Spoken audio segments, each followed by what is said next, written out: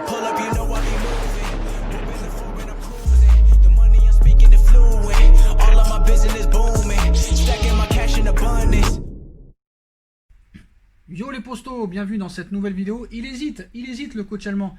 Sa préférence pour Ander Herrera, hein, on en parlait ces dernières heures. Apparemment, il voulait nous mettre Ander Herrera, Marquinhos, Idrissa Gueye au milieu de terrain et nous mettre Leandro Paredes sur le banc. Aurait-il changé d'avis? Donc comme vous le savez, hein, moi j'aurais préféré qu'il mette Marquinhos en défense centrale, mais il va le mettre en numéro 6 et en sentinelle accompagné de Herrera et de Gueye. En tout cas, c'est ce qu'il voulait faire au début. Apparemment, on part peut-être sur autre chose. Donc moi, malheureusement, j'avais dit hier hein, que c'était une faute, que je préférais voir Marquinhos en défense centrale et qu'il sorte Thiago Silva. La charnière Kimpembe, Marquinhos a fait ses preuves, notamment lors du match retour contre le BVB où ils ont été impressionnants. Ils ont été impressionnants lors du match contre le Barça 4-0 en 2017. Pourquoi changer une équipe qui gagne? C'est les stratégies allemandes. On ne peut pas comprendre Thomas Tuchel, on ne peut pas rentrer dans sa tête. Donc malheureusement, c'est Thiago Silva qui va être en défense centrale et Marquinhos au milieu de terrain. Donc, les premières infos nous disaient que Tuchel préférait Marquinhos au milieu de terrain avec Herrera et Idrissa Gueye. Donc Herrera avait plus les faveurs que Paredes. Paredes, il faut le savoir, hein, est détesté par Tuchel, il ne l'aime pas. C'est Antero Henrique qui a fait venir Paredes du Zénith Saint-Pétersbourg en 2019, alors que lui voulait Gueye. Malheureusement, Gueye est arrivé 6 mois plus tard pour lui. Paredes est arrivé pour 47 millions d'euros, on attendait beaucoup de lui. Malheureusement, c'est Henrique qui l'a fait venir et ce n'était pas un choix de Tuchel. Et Tuchel a fait payer Paredes au lieu de faire payer Henrique. Bon, Henrique hein, est parti 6 mois après, mais voilà. Le problème, c'est que Paredes paye un petit peu ce transfert et n'est pas apprécié par Thomas Tuchel. Malheureusement, Tuchel n'a jamais utilisé Paredes sur le long terme. Donc, un petit peu perdu et en manque de rythme. Il est apprécié par le vestiaire, c'est quand même bizarre. Donc, Tuchel partait plus sur Herrera, Marquinhos, Gueye. Paredes a montré quand même qu'il était important dans ce genre de match. Contre le BVB, on a vu hein, sa capacité à casser les lignes, à jouer vers l'avant. Les tacles sont assez propres. Il y a cette facilité aussi à tenter des frappes de loin, à provoquer des fautes sans prendre de carton jaune. Et tu as besoin de joueurs comme ça au Paris Saint-Germain, surtout en Ligue des Champions. Tu en as que très peu. Et en plus, c'est l'un des joueurs les plus grands du Paris Saint-Germain. 1m84 si je ne me trompe pas, ou 1m80, faudra vérifier. Donc moi, j'étais plus pour Paredes, accompagné d'Herrera et Gueye. Mais lui, bon, c'est Marquinhos au milieu de terrain, il ne veut rien savoir, et Silva dans l'axe. Donc, ce qui est bizarre, c'est que depuis Leonardo est arrivé de Paris, parce que Leonardo était présent dimanche soir pour la finale de Coupe de France des féminines du PSG, malheureusement défaite de nos féminines parisiennes au tir au but. Donc Leonardo n'était pas présent les 3-4 premiers jours de stage. Donc Thomas Tuchel me fait penser un petit peu à ces enfants qui ont peur un petit peu du prof ou du pion autoritaire. C'est-à-dire que quand le pion ou le prof autoritaire par 5 minutes, ça joue au chat et à la souris. Hein. Quand le chat n'est pas là, les souris dansent et c'est comme ça que ça se passe. Donc quand l'élève a un petit peu peur du prof, quand le prof s'en va faire un tour, ça y est là, tu te sens pousser des ailes, tu fais un petit peu ce que tu veux et tu fais la pagaille et tu te sens un petit peu le patron. Et dès que le boss, le prof autoritaire revient, et vous savez comment il est sévère le prof, hein, et là tu te calmes, tu bouges plus, tu t'assois. Et Tuchel me fait penser un peu à ça. Donc quand Leonardo n'est pas là, hein, le chat n'est pas là, les souris dansent. Et quand Leonardo revient, on refait une mise en place tactique un peu plus en cohérence avec l'effectif en place. Donc comme vous le savez, contre le Borussia Dortmund, au match aller, il a fait n'importe quoi, il nous a mis un 3-4-3 exécrable. Il aurait pu le faire, mais pas avec les joueurs qu'il nous a mis. Malheureusement, c'est ce qu'il a fait et il y a eu des défaite. Et s'il n'y a pas la folie Neymar Mbappé, tu pars peut-être avec un 1-0 ou un 2-0. Heureusement, tu marques ce but à l'extérieur. Et au match retour, on a vu qu'il a voulu nous refaire la même. En mettant Kurzawa à gauche, finalement, c'est Bernat qui a joué. En nous mettant Marquinhos au milieu de terrain, finalement, Marquinhos a été en défense centrale. Et à nous mettre Paredes sur le banc, finalement, c'est Paredes qui a joué titulaire face au BVB. Et à l'arrivée, il y a eu victoire du Paris Saint-Germain et qualification. Alors, est-ce que Leonardo a obligé à Thomas Tuchel à mettre Kurzawa sur le banc, mettre Bernat titulaire, alors qu'il était blessé Bernat juste avant, à nous remettre Marquinhos en défense centrale et Paredes au milieu? En tout cas, ça on ne sait pas. Mais comme par hasard, Leonardo arrive à Faro hier et Tuchel rechange complètement le dispositif et maintenant préférerait mettre Leandro Paredes titulaire. Ouais, c'est bizarre. Donc ce qu'il faut savoir, c'est que l'entraînement hier était sous les yeux de Leonardo et de Jean-Claude Blanc. Donc quand même, Tuchel hésite toujours entre Herrera et Paredes.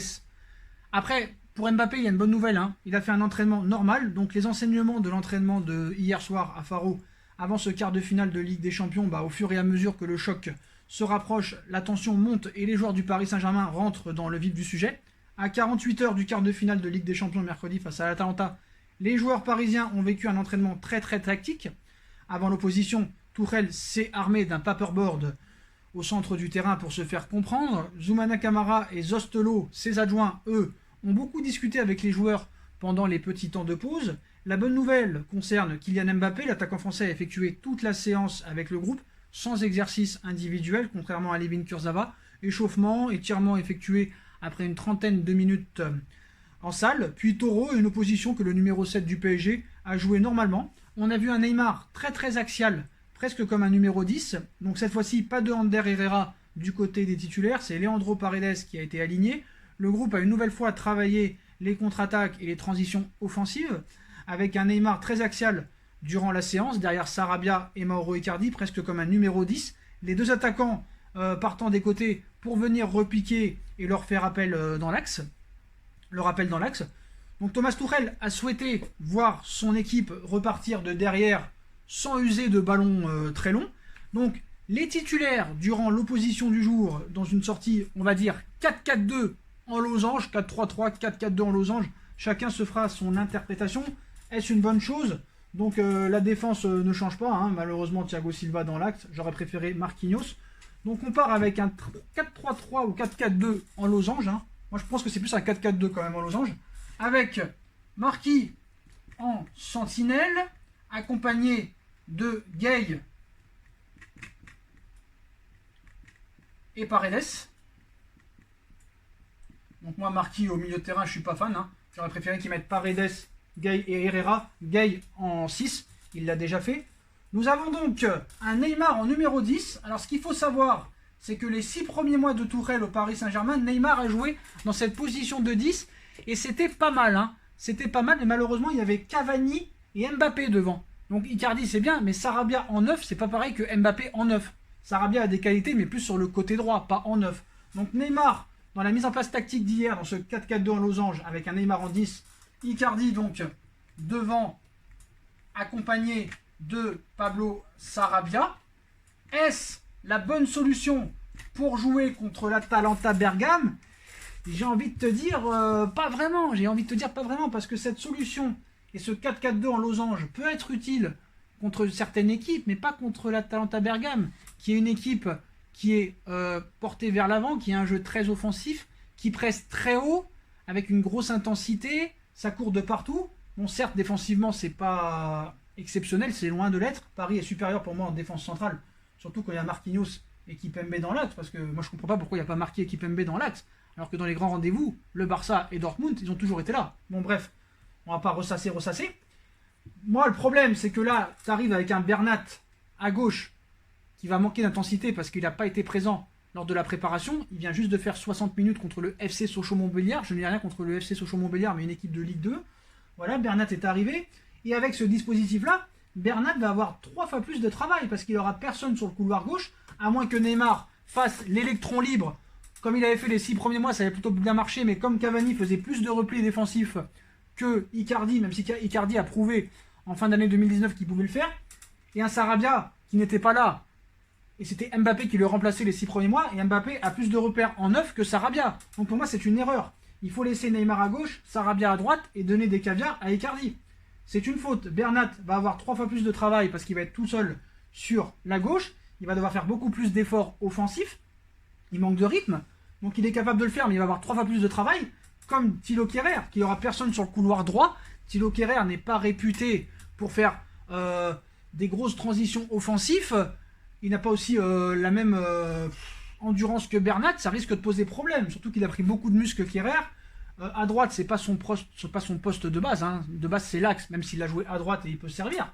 Mais pour moi, là, on part pas au suicide, mais non, c'est pas possible. Encore, Mbappé aurait été présent.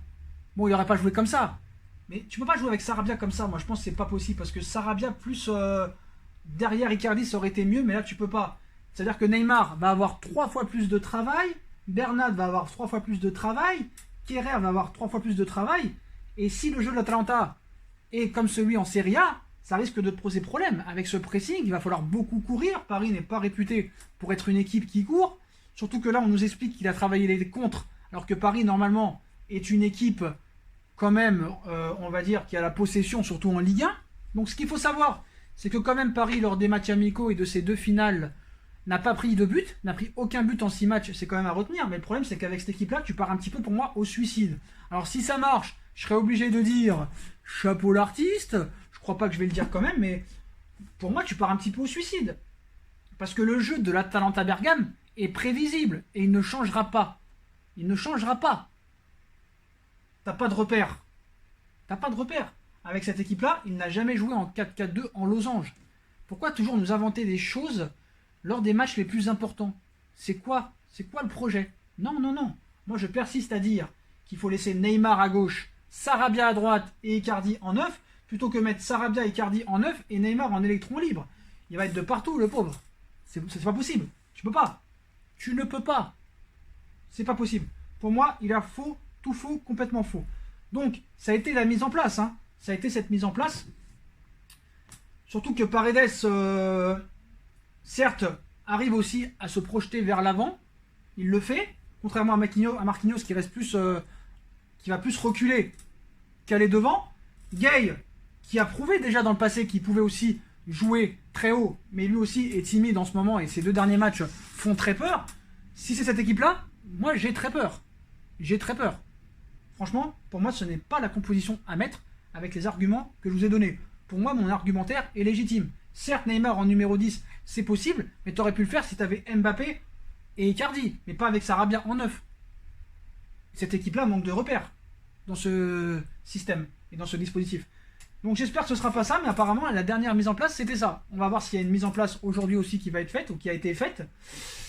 Mais là je suis pas vraiment rassuré, hein. Là vraiment ça me fait vraiment peur, hein. Mais ça ne m'étonne pas de ce coach, hein. C'est un laboratoire. Donc voilà les postos, hein. On part sur ce 4-4-2 en losange, hein. Avec Sarabia et Icardi devant, Neymar en numéro 10 qui va avoir 3 fois plus de travail, avec un Gay qui n'a pas l'habitude de jouer très haut, un Paredes aussi qui va devoir prendre des risques, un Marquis qui va malheureusement reculer parce que le milieu de terrain pour moi c'est pas son poste initial, un Silva qui a toujours prouvé en Ligue des Champions qui avait peur aussi, Bernat qui va avoir 3 fois plus de travail et qui va devoir 3 fois plus courir alors qu'il manque d'intensité, Kerrer qui va devoir aussi monter, Neymar aussi va devoir défendre beaucoup plus, ainsi que Mauro Icardi aussi. Pour moi, là pour l'instant, les feux sont pas ouverts. Donc je connais ce qu'ils vont dire les gens en commentaire. Arrête d'être négatif, arrête d'être négatif. Moi je veux bien, mais donne des arguments. Je t'en ai donné, à toi d'en donner. Voilà les postos. On part sur ce 4-4-2 en losange avec un Neymar en 10. Et un Paredes pour l'instant qui serait légèrement favori. D'ailleurs Neymar aurait demandé à jouer avec Paredes parce que voilà, il est très apprécié dans le vestiaire et il préférerait jouer avec Paredes plutôt qu'avec Neymar. Est-ce que Neymar a eu de l'influence sur Tuchel? C'est tout à fait possible. Voilà, dites-moi en commentaire ce que vous pensez de ce 4-4-2 en losange possible.